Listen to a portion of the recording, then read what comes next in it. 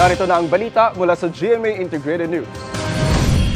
Pinag-iingat ng Embahada ng Pilipinas sa Malaysia ang mga Pilipino roon dahil sa tumataas na kaso ng COVID-19.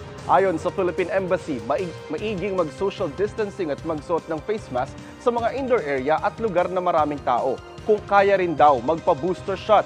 May sapat na stock ng COVID-19 vaccines ang Malaysia para sa lahat. Mula December 1, nire-require na ng Malaysian government ang digital arrival card mula sa mga dayuhan.